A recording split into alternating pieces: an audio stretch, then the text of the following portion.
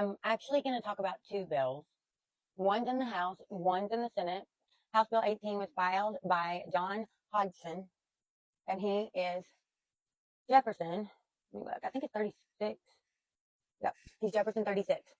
So House Bill 18 would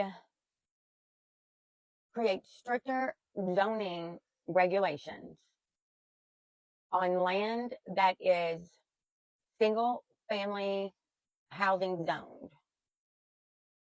It's going to make it where only one family can live in a single family zone lot. And you can get around this through map provisions, like amendments. You have to make map amendments. You have to get a certain grade on the amount of time it takes for emergency response to get to wherever the property is you're trying to rezone. But in the case of like roommate situations, like if me and my kids lived here and say Stephanie and Stephanie's family and my family have decided we're going to be roommates in our house to split the bills, no, that's not allowed. So it's going to affect a lot of housing in those types of situations unless you rezone it or, get permission from the fiscal court or the county, the metro government, whatever your structure of government is that primarily governs that property. All of our county property in Henry County is zoned for single family. And right now, to get approval to build an apartment complex is impossible. Our economic development committee has like multiple studies done, how many houses we need, who it affects. They've tried every angle, and our county government won't even consider adding that housing, because if you add housing, a certain amount of it's got to be subsidized, and we're not doing that here. Say that we did get the map amendment and this and that for a piece of land a little further out that nobody cares about. You have to pass like that emergency grade, and in a lot of rural Kentucky places, it takes a long time to get there, but it's like that for everybody. I mean, what do you want us to do about it? We can't build a fire department on every hill. Some people have, their response to that to me is it's not that many people. And I've ran through the counties, and I'm thinking like 8 counties, 8 rural counties that this might affect. In Henry County, we have 1,700 renters and 164 apartment units. So that means 1,550, for calculation purposes right now, are private landlord situations, and we don't know. But I heard, look, it's not that many people. It's not that big of a deal.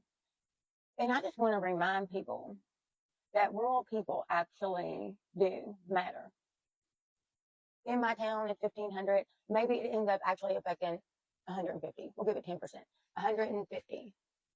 But if it affects 150 in 6 counties, we're looking at 1,000 more homeless people. And if we're saying those 1,000 people don't really matter,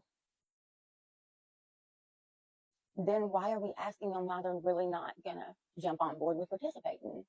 And look, I don't want to split hairs here or anything like that, but there are other situations where we fight for a small number of people, but we do it because everyone should have access to housing, to education, to medical care, to freedom. And these 1,000 people matter too. And this directly ties to Senate Bill 59. Senate Bill 59 would allow religious organizations and developers to bypass planning and zoning laws to build multifamily housing. It is my opinion that rural Kentucky will see religious housing developments tax-free, not investing in the infrastructure, emergency services, roads, bridges, schools of the community by way of tax exemptions.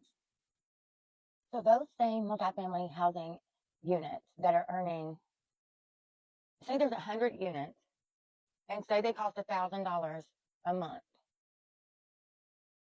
That's $100,000, $1.2 million a year of tax-free money coming in. If this was a corporate apartment building, they would be investing into that community by way of taxes. They would have to pay taxes.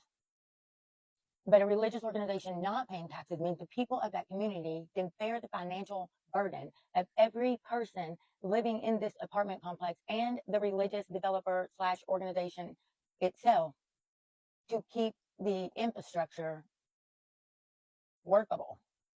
It's taxing on the citizens of those communities for the benefit of the religious organization. It can also discriminate based upon their religion. So that can be LGBTQ, that can be unwed mothers, that can be women, that can be anyone outside of their religion.